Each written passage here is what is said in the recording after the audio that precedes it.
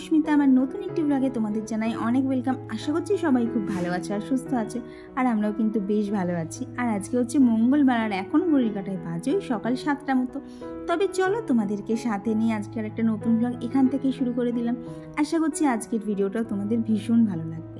আর দেখবে আমাদের প্রত্যেক দিনের সকালবেলা এমন অনেক কিছুই কাজ থাকে যেগুলো কিন্তু আমরা কোনো তার মধ্যে পরিবর্তনও আনতে পারি না, আবার সেগুলো আমাদেরকে কিন্তু প্রত্যেক দিনের ডেলি রুটিনে করতেই হবে, না হলে চলবেও না। তো তার মধ্যেই হচ্ছে এই যে প্রত্যেক দিন সকালবেলা উঠে বাসি বিছানা ঝাড়া, ঘরের জানলা দরজাগুলো খুলে বাইরের একটুখানি মুক্ত বাতাস ঘরের মধ্যে ঢোকানো। তো এই কাজগুলো করতে না প্রত্যেক দিনের মধ্যে কিন্তু মাঝে মধ্যে বোরিংও লাগে, কিন্তু ওই যে সকালবেলা উঠে বাসি কাজগুলো কমপ্লিট করে যখনই ফ্রেশ হয়ে যাব তখনই কিন্তু মনের মধ্যে একটা, মন বলো শরীর বলো দুটোর মধ্যেই কিন্তু একটা নতুন এনার্জি চলে আসে। আর এইগুলো এখন করতে করতে আমার এমন অভ্যেস হয়ে গেছে না, এখন আমার মনে হয় কতক্ষণে প্রত্যেকটা কাজ সেরে নেব তাড়াতাড়ি, তাহলে একটুখানি নিজের জন্য ফাঁকা টাইম বার করতে পারবো। কারণ সংসারে একবার ঢুকে পড়লে এমন কাজের প্রেশার হয়ে যায়, অন্য কিছু কাজ করার কিন্তু সময় থাকে না। তো দেখো এখানে ফ্রেশ হয়ে বাপির যে জল গরমটা করার থাকে সেটা করে এখানে বাপির চোখে সেকটা দিয়ে দিলাম, দিয়ে এখন চলে এসেছি রান্নাঘর। এখন দুজনের জন্য 2 কাপ চা বানিয়ে নেব। চাটা না আগে তো আমি খেতাম না, কিন্তু এখন এই যে খেয়ে খেয়ে না একটা কেমন যেন নেশা মতো হয়ে যাচ্ছে, জানো তো। না খেলে না বেশ ভালোই লাগছে না, কেমন যেন একটা লাগছে।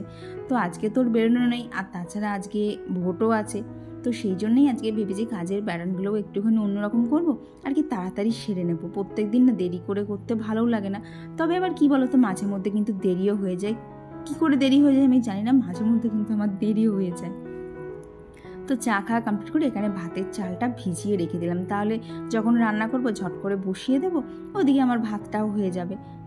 আর তারপরে দেখো ওপরে চলে এসে এই যে এখন একটুখানি চুলটা বেঁধে নিলাম, কারণ এতক্ষণ ধরে সময় পাইনি, এক টানে নিচে কাজগুলো করছিলাম।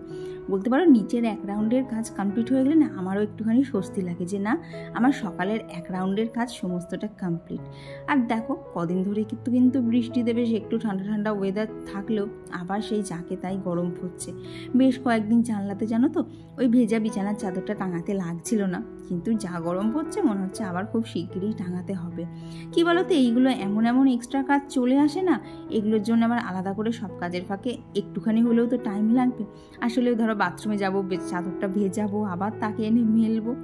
তো তার মধ্যে দেখো এদিকে সমস্ত কাজ কমপ্লিট করে এখানে ডাস্টিংটা শুরু করে দিয়েছি, কারণ এই প্রতিদিনের ডাস্টিংটা করতে করতে এমন একটা অভ্যেস হয়ে গেছে না, ডাস্টিংটা না করলে জানো তো একদমই ভালো লাগে না, মনে হয় ইস ঘর দোরগুলো আমার নোংরা হয়ে পড়ে থাকলো। আর এই ডাস্টিংটা করতে কিন্তু বেশিক্ষণ লাগে না, এই ধরো বিছানা ঝাড়া থেকে শুরু করে ঝাড় দেওয়া খুব বেশি হলে 30 মিনিট কি বড় জোর 35 মিনিট মতো লাগে। আসলে কি বলতো আমি যখন শুরু করি না তখন ঘড়িটা দেখে থাকি, তো আর যখন শেষ করি তখনও দেখি যে আমার ঠিক কতটা সময় লাগতে পারে, তাহলে না নিজেরও একটা বেশ আইডিয়া থাকে যে আমার এই কাজটা করতে এতটা টাইম লাগবে, তার মধ্যে কিন্তু আমি অন্য কাজ যদি পারি তাহলে করব। আর আগের দিন রাত্রেবেলা থেকে যদি একটা মাইন্ডসেট করেও নেওয়া যায় যে সকালবেলা উঠে আমি এইটার পর এইটা করব, তার ফাঁকে এই কাজগুলো করব, তাহলে কিন্তু অনেকটাই সুবিধা হয়। মানে সকালবেলা উঠে আর ভাবনা চিন্তা করতে হয় না যে কোনটার পর কোনটা করব। পিঙ্কি সাহা দিদিভাই আমায় কমেন্ট করে জানিয়েছিল যে সব কিছু গুছিয়ে রাখলে দেখতে ভালো লাগে। হ্যাঁ গো দিদিভাই, তোমার এই কথার সাথে আমিও একমত যে আমরা যদি প্রত্যেকটা জিনিস পার্ট বাই পার্ট গুছিয়ে রাখি দেখতে কিন্তু অনেকটাই ভালো লাগে। তো সকাল সকাল আমাদের এখনো ভোট দিতে যাওয়া কমপ্লিট হয়নি, কিন্তু ও ভোট দিয়ে চলে এসেছে। ভোট দিয়েছিস? দেখি দেখি দেখি দে তো কিরম করে ভোট দিয়েছিস। তাহলে এই দেখ আমার ভোটের কালি, আমি ভোট দিয়ে চলে এসেছি। ভোট দিয়েছিস? ভোট দিয়েছিস তুই? আবার ওই কমাস পর উঠবে, ওই শনিবারে উঠবে, ওই আর কমাস পড়বে, ওই শনিবারে পড়বে। কি যে বলো কিছু বুঝছো। আর তারপরে এই যে আমি এখন রেডি হয়ে নিচ্ছি, কারণ আমাদেরকেও ভোট দিতে যেতে হবে।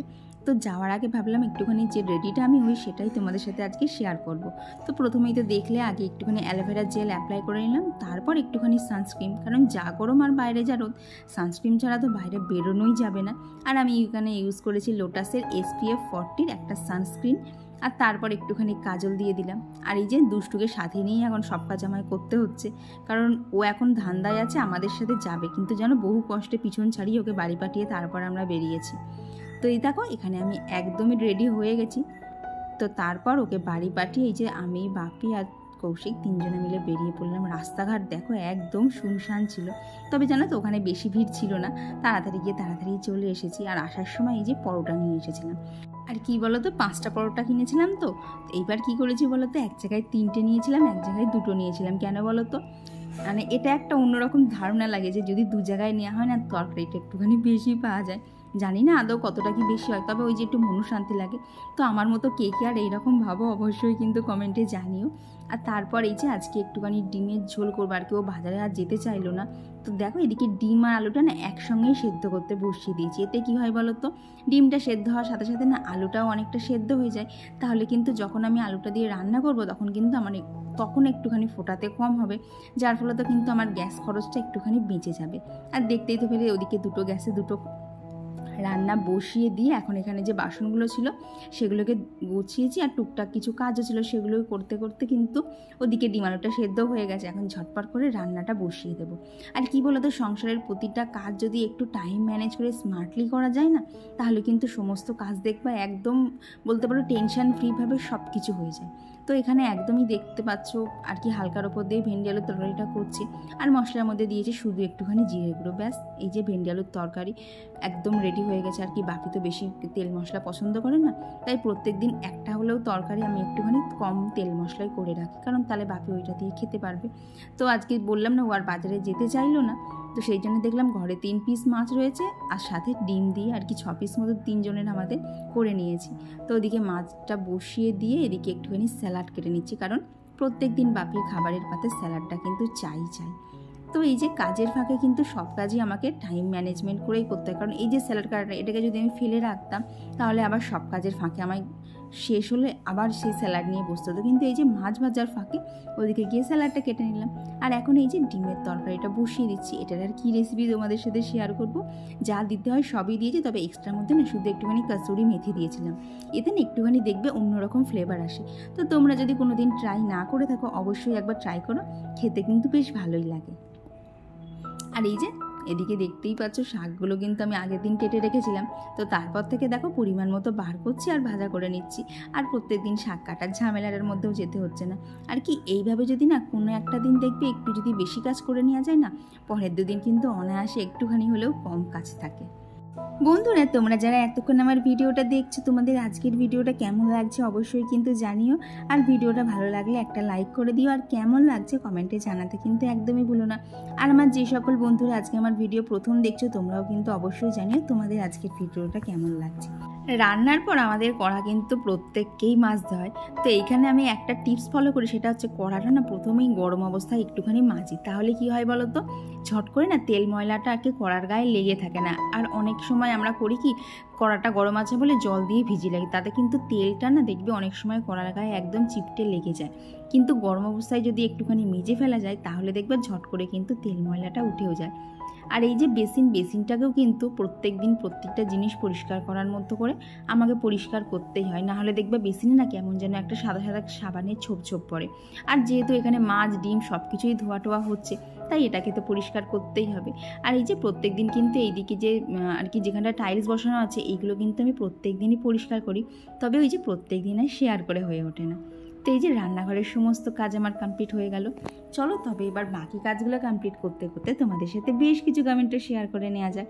তো আমার আগের দিনের ভিডিওতে কমেন্ট করেছিল হচ্ছে ছোট্ট পরি, সুরভি মণ্ডল ঘোষ দিদিভাই, Madhu SMB, Jaya housewife, Shiuli's village life, Paramita Pal দিদিভাই, Jhuma Biswas, Sonali Roy diary, Mou's lifestyle, Dipa Mondal, Juhi Laskar, Monirkul Kazi, Savannah blogs, Rupali Das, Dipa Das, Debalina Maity দিদিভাই, ব্লগ উইথ মৌ আর সংঘমিত্রা ঘোষ দিদিভাই আমাকে লিখে জানিয়েছে যে দিদিভাই 13/5/2024 থেকে আমার ভিডিও দেখছে, আর দিদিভাইয়ের ভীষণ ভালোও লাগছে, আর দিদিভাই ওয়েটও করে থাকে যে কখন আমি ভিডিও আপলোড দেবো। তো দিদিভাই তোমাকে জানাই অসংখ্য ধন্যবাদ, তুমি যে আমাকে এতটা সাপোর্ট করছো। তো খাওয়া দাওয়া কমপ্লিট করে ঘরে এলাম। আর কি বলতো, প্রত্যেক দিনই দুপুরবেলাটা না আর কি ভিডিওটা অনেকটা এডিট করে রাখি, তবে আজকে আর শরীর দিচ্ছে না, কারণ মনে হচ্ছে একটু না ঠান্ডা ঠান্ডা লেগে গিয়েছে, আর শরীরটাও দিচ্ছে না, মনে হচ্ছে একটুখানি ঘুমোলে না বেটার হবে।